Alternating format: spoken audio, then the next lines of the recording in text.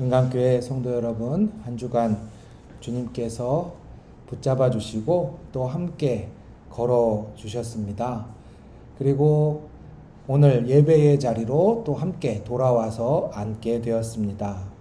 지난주에 예배드렸던 성도가 건강하게 이 자리에 함께 앉아 있는 것도 복이요. 또 내가 함께 예배드리며 오늘 이 자리에서 하나님께 예배드리는 이 시간이 평온한 것도 누구에게나 허락되지 않은 참으로 특별한 식탁과 같은 그런 시간임을 여러분들이 잘 느끼셨으면 좋겠습니다. 어제 기독교 연합단체 요청으로 제가 설교자로 광화문에 좀 다녀왔습니다.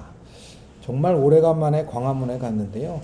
광화문 전철역에 내리자마자 정말 온갖 종류의 스피커에서 나오는 소리가 마구 뒤섞이는 자리가 광화문이었습니다. 제가 갔던 곳은 이제 이스라엘 대사관 앞에서 팔레스타인 전쟁을 멈춰라. 그리고 거기에 너무 많은 애들이 죽으니 평화적으로 해결돼야 한다라는 그런 예배의 설교자로 다녀왔습니다. 또 가다 보니까 전도 집회도 많아요. 광화문에서 전도지를 돌리는 분들도 많고, 또 요즘이 이제 여러분 동네도 그렇겠지만 지자체의 축제 시즌이라 여러 가지 전시회와 축제도 많이 있습니다. 근데 이렇게 광화문에 있는 여러 가지 한 10분만 걸어도 근 10가지 넘는 집회를 볼 수 있는데요. 그런 집회 중에 한 가지 요즘에 이슈에 관한 집회가 있어서 눈에 띄어서 자세히 이렇게 보게 되었습니다. 그 집회는 이번에 미국에서 우리나라 사람들이 잔뜩 체포되고 수용되었다가 또 우리나라로 무사히 돌아오신 분들이 있는 그런 사건이 있었잖아요. 그래서 미국 대사관 근처에서 미국이 최근에 하는 반이민 정책에 대한 반대 집회가 있었고요. 그래서 그것에 대해서 반이민 정책이 사람들을 죽인다라는 그런 이야기를 미국 대사관 근처에서 또 집회를 하는 것을 보았습니다. 또 근처를 가보니까 또 우리나라에 너무 외국인들이 많이 들어와서 나라가 망하고 있다라는 집회가 또 있었어요. 그래서 중국인들이 너무 많이 우리나라에 들어와서 지금 우리나라가 혼란스럽게 되었다라는 집회가 또 있었습니다. 우리나라의 외국인들이 이제 정말 많이 보입니다. 그렇죠? 이제는 외국인이라는 말을 쓰기도 어려워요. 왜냐하면 우리가 그냥 얼굴을 보고 우리와 다르게 생겼다고 외국 사람이네 그러면 그분이 대본에 요즘은 한국말 잘하는 분이 하도 많아서 저 한국 국적이에요 이렇게 얘기를 하시면 당황스럽죠. 저도 몇 번 경험했습니다. 지금 그러니까 전철을 타면 적어도 4-5명은 극한의 이제 우리와 얼굴 생김새가 다른 분이 계시죠. 이제는 우리나라가 공식적인 다문화 국가가 되었습니다. 그러니까 이제 우리도 미국처럼 여러 가지 우리와 다른 생각과 광경들이 함께 펼쳐지는 광경들이 이제 벌어지고 있는데요.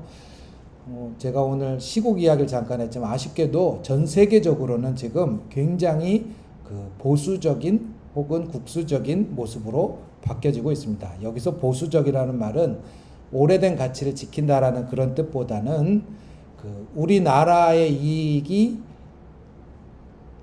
외국의 이익보다 우선이다라는 이야기를 하는 겁니다.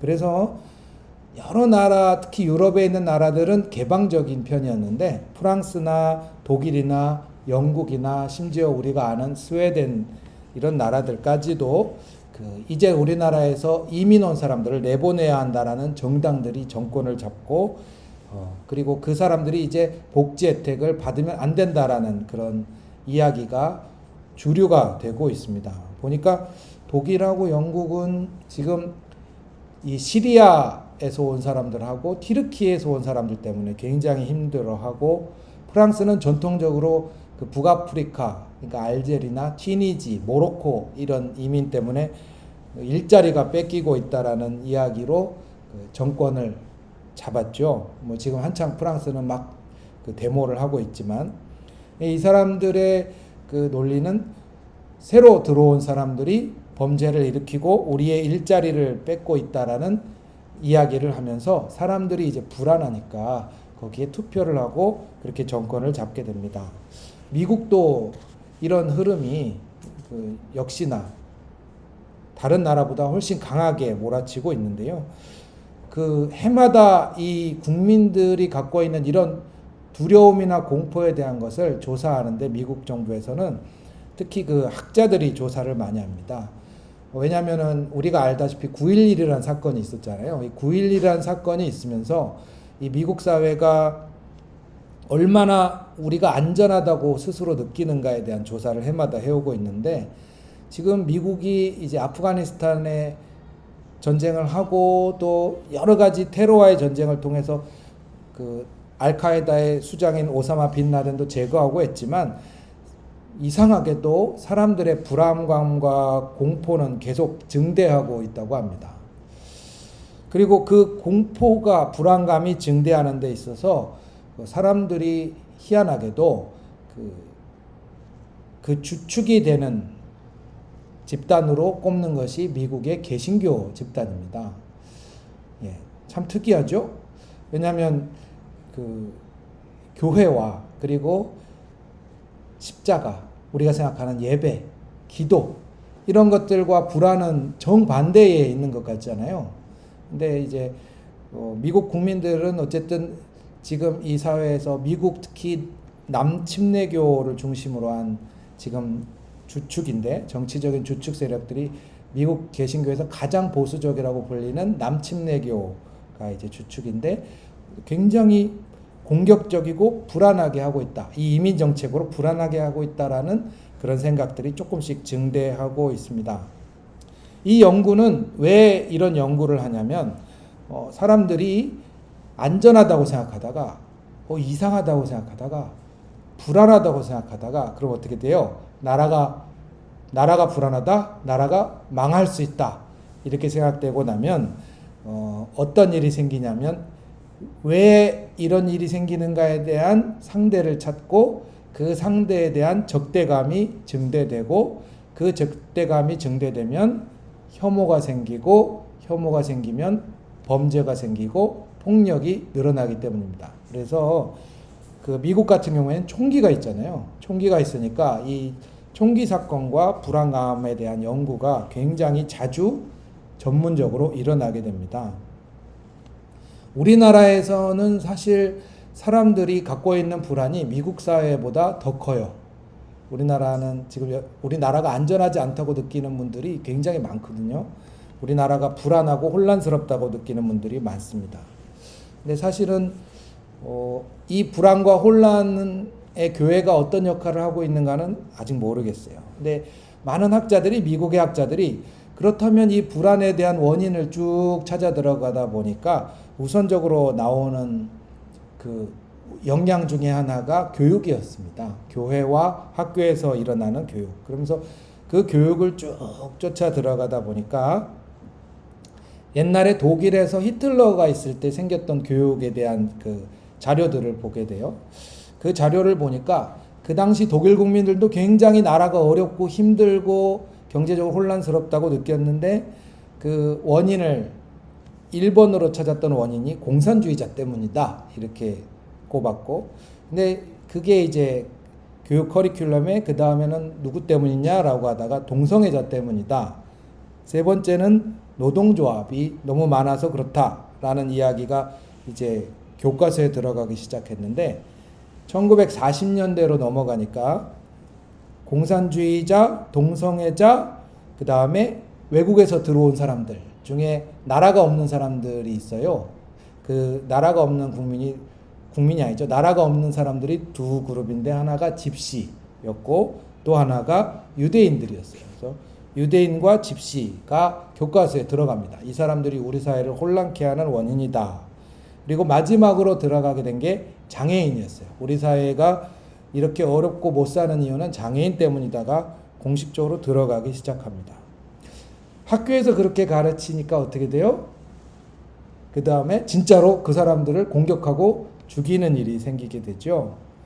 사실은 그래서 우리 사회가 우리가 다른 사람들이 살고 있고 이제 여러 가지 내가 생각한 기준들이 막 흐트러져 갈 때 그때 방향이 두 가지로 갈라지게 된다는 걸 알 수 있어요. 하나는 화가 나고 공격적이 되거나 혹은 이것을 잘 이해하고 다독이게 되거나.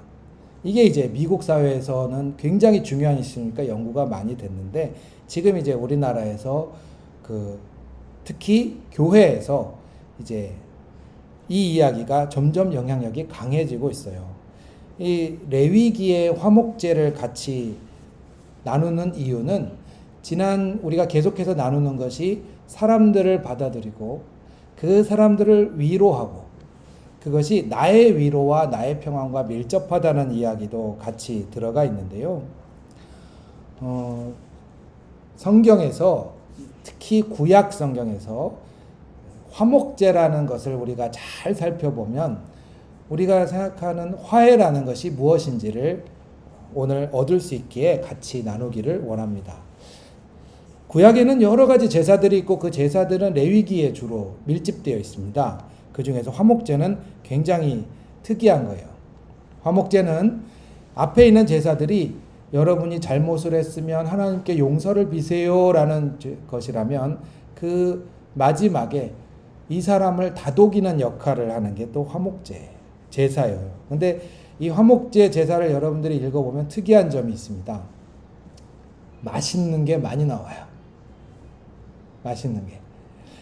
사실 여러분 제사 때 나오는 그 제사물 중에 모든 것을 다 태우는 제사가 많거든요. 모든 것을 다 태워버리면 재가 남잖아요. 제사 끝나면 우리말로 제밥이 없죠. 다 타버리니까. 근데 이 화목제는 지금 여러분이 글로 읽어서 잘 실감이 안 나겠지만 이런 모습을 지닙니다. 과자와 여러 가지 맛있는 것을 가져놓고 그리고 하나님 앞에 기름을 떼서 드려요. 기름을 떼서 드린 후에 고기는 잘 구워 놓습니다. 그리고는 과자를 굽는데 보통은 누룩이 안 들어간 무교병을 쓰는데 유교병이라는 맛있는 빵을 구워서 그 중에 하나를 들어서 거제라는 게 뭐냐면 하나님 앞에 이렇게 들어서 드리는 거거든요. 하나님 여기 드립니다. 이렇게 들었다 놓는 거예요. 거제. 들었다 놓으면 음식이 없어져요? 안 없어지잖아요. 그러니까 들었다 놓고 이 음식을 어디로 가느냐?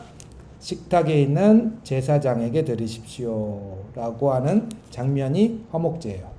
옆에 있는 음료수도 들었다 놔서 자 여기 드십시오. 그러니까 우리 보통 식탁에서 하는 뭐랑 비슷해요? 건배랑 비슷하죠. 들어서 그다음에 옆에 사람에게 권해줍니다. 오늘 말씀에 나오는 이 화목제는 하나님께서 주시는 위로의 식탁, 화해의 식탁입니다. 이 화목제가 히브리어로는 제바셀람임이라고 하는데 그 셀람이라는 뒤에 단어가 샬롬이라는 말이에요. 그러니까 우리가 평화라는 것을 이야기할 때, 내 마음이 참 평안했으면 좋겠다. 혹은 내가 사는 게 정말 행복하고 평온했으면 좋겠다. 평온이나 평화나 성경에서는 다 똑같거든요. 평안이나 평화나 평온이나 다 똑같은데 거기에 가장 중요한 요소로 잡는 게 뭐냐면 화해입니다. 화해예요. 그렇겠죠? 내가 살면서 스트레스를 왜 받아요? 갈등 때문에 받죠? 어떤 사람이랑 싸우다가 갈등이 생기면 스트레스 받고 그리고 회사에서도 의견 충돌이 생기면 스트레스 받고 하다못해 길에서 운전하다가 누구랑 팍 부딪히거나 혹은 그 사람이 나를 기분 상하게 하면 그대로 사과도 안 하고 가버리면 스트레스 받고 그렇기 때문에 이런 것들에 내게 다가올 때 내가 그것들을 받아들이는 방법 중에 가장 건강하고 평화로운 방법이 화해예요. 이 화해는 그래서 평화와 밀접합니다. 여러분들이 오늘 예배 시간에 와서 주님 평화를 주세요. 내 마음이 좀 어지러운 마음이 평안해졌으면 좋겠어요 하는 마음은 저도 있거든요. 여러분들도 있을 줄 압니다. 내가 예배 드리고 나면 마음이 좀 평안해졌으면 좋겠다. 근데 그 평안이라는 게 뭐예요? 밖에서 힘들게 가지고 온 것들이 좀 마음도 진정이 되고, 내가 밖에서 일주일 동안 죽어라고 고생했던 골쌈했던 문제들이 와서 좀 그래 주님께 맡기자라고 평안해지고, 그런 게 평화겠죠. 근데 이것을 성경에서는 뭐랑 거의 같이 본다? 화해랑 같이 보는 거예요. 화해. 그래서 여러분들이 갖고 있는 이 믿음이 갖고 있는 큰 힘 중에 하나는, 이 세상을 살아가는데 내게 다가오는 문제 중에 하나는 공격이 있고 하나는 화해가 있다고 그랬잖아요. 그거를 부딪혀서 내가 싸워서 이겨내야지. 물론 그 마음이 나쁜 건 아닙니다. 내가 싸워서 이겨내야지 라고 하지만 모든 문제를 다 싸워서 이겨낼 수가 없잖아요. 많은 문제 중에 거의 반 이상의 문제는 내가 어쩔 수 없는 문제가 많죠. 하다못해 가족과의 문제도요, 우리가 알고 있는 인간관계 중에 제일 어쩔 수 없는 문제가 가족과의 갈등 문제죠. 그러니까 공격으로는 해결이 안 되는 게 훨씬 더 많습니다. 그때 성경에 있는 이 화해라는 단어를 우리가 배우고 함께 묵상했을 때 그 화해는 우리에게 평화를 가져다 주겠죠. 그러고 나면 화해해야지, 화해가 됐구나라고 하는 마음이 들면 이제 진정이 되기 시작하는 거예요. 우선 제가 드린 첫 번째 화해의 말씀은 먹는 거예요. 먹는 거. 우리가 갖고 있는 가장 일상적이면서 반복적이나, 그러나 또 어찌 보면 가장 구분될 수도 있고 가장 특별할 수도 있는 게 밥상인데요. 그 밥상을 하나님께서 화해라고 이야기하고 있어요. 화해. 왜 그러냐면 성경에서 화해가 말로 끝나는 경우가 많아요. 말로. 잘못했습니다. 근데 여러분, 제가 만약 여러분을 속상하게 했다 칩시다. 근데 제가 죄송합니다. 그러면 좋은데, 죄송합니다. 죄송합니다. 이러면 화해한 거예요, 안 한 거예요? 네. 말이 똑같잖아요. 죄송합니다란 말은 똑같은데, 죄송합니다. 죄송합니다. 이 말은 신기하게 달라요. 그래서 성경에서는 말로 하는 화해는 사실은 화해의 시작으로만 보지 화해로 보지 않아요. 화해가 뭐냐? 당신이 잘못했어. 혹은 나도 잘못했습니다. 이게 화해가 아니라 그거는 그냥 진실을 밝히는 거죠. 화해는 좀 달라요. 화해는 말이 아니라 몸으로 하는 것으로 성경이 보여줘요. 근데 그 말이 아니라 몸으로 하는 걸 하나님께서 보여준다는 거예요. 이 레위기가. 말이 아니라 몸으로 하는 화해를 하나님께서 보여준다. 이걸 아주 잘 그리는 영화가 하나 있어요. 좀 오래된 영화지만 옛날에 식객이라는 영화가 있어요. 이 식객이라는 영화에 보면 그 감옥에 갇힌 살인범이 등장하는데, 이 살인범이 아주 악독해요. 그런데 이 악독한 사람에게 그 요리사가 뭘 준비하냐면 고구마를 삶고, 그리고 고구마랑 같이 먹으라고 물김치를 담아서 가지고 가요. 그랬더니 이 죄수가 뭐 이런 걸 갖고 왔어! 막 그러면서 화를 내요. 그래도 한 번만 자셔보세요. 꺼져! 막 그러면서 그래도 감옥 안에 넣어줬어요. 그리고는 사람들 만날 땐 꺼져! 이러더니 감옥에 들어와서 고구마를 이렇게 먹고 물김치를 하나 먹더니 막 울어요.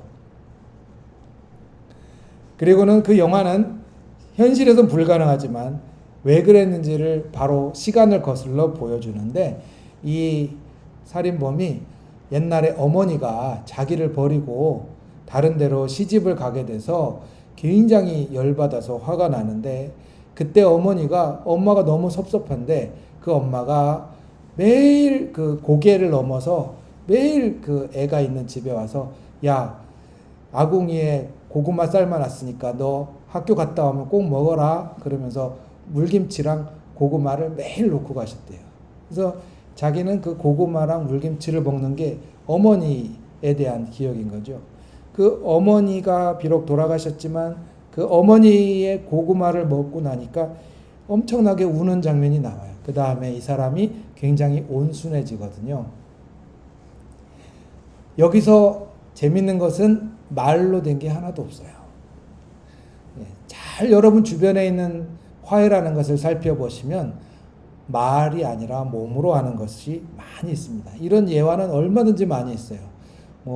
예를 들면 가수 인순이 씨도 아버지가 흑인인데 아버지가 미군이거든요. 아버지 흑인인데 맨날 아버지 때문에 자기가 혼혈이라고 애들한테 맞고 열받는데 그 아버지가 자기한테는 정말 미운 존재인데 중간에 또 미국으로 가버리시니까 그 아버지가 너무너무 미웠는데 그 아버지에 대한 이야기를 그 아버지란 인순이 씨 노래가 있어요. 그 아버지 가사가 난 정말 미워했다.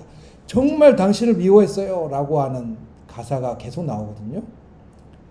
이제는 화해해요. 그런 얘기가 안 나와요. 그냥 가사가 아버지 난 정말 당신이 미웠어요. 라고 얘기하는데 놀랍게도 그 노래는 뭐예요? 본인이 아버지랑 비록 아버지가 살아계시지 않지만 화해하게 되는 그거를 찬찬히 노래로 얘기하죠. 오늘 화목제는 바로 그런 모습이에요. 하나님이 야, 너가 잘못한 거 얘기해. 나도 너한테 얘기할게. 이렇게 얘기하지 않으신다는 거예요. 그냥 하나님이 주시는 화해는 밥 먹어. 그리고 놀랍게도 그 식탁은 뭘 얘기하기 위한 것이냐? 제사장이라는 어떻게 보면 굉장히 높은 사람이잖아요. 당시에 제사장과 이 제사 드리는 사람이 식탁에 앉게 되는 경험을 얘기해요. 근데 이 식탁이라는 게 굉장히 특이합니다. 여러분, 우리 옛날에 판문점에서 회담할 때 이런 일화가 있었다고 하는데 너무 재밌어요.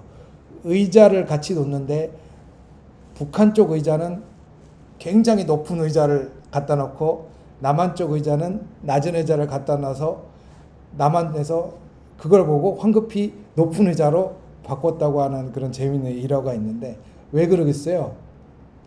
높이가 서열을 의미해 주죠. 근데 밥상은 어때요? 밥상은 절대 기울어질 수가 없어요. 그죠? 밥상은 기울어질 수가 없어요. 지금 여기 나오는 화목제는 엄청나게 높아 보이는 하나님처럼 보이는 제사장이 같이 여기 앉아요. 그리고 제사 드리러 온 사람이 앉아요. 그리고 밥을 먹어요. 이거 하기 전까지는 어떤 사람이었냐면 나는 죄인이에요. 죄인이라서 제사장 앞에 가면 작아져요. 저도 목사인데 저한테만 오면 제가 사회생활 정말 그 형편없이 합니다 하면서 막 이러는 분들이 있거든요. 근데 밥을 먹어요. 밥을 먹는다라는 건 같아지는 거예요. 하나님이 주시는 화해는 같아지는 거예요. 같아지는 거예요. 저 사람이 나쁜 사람이라도요. 저 사람이 죄를 뉘우치면 화해가 될 것 같죠?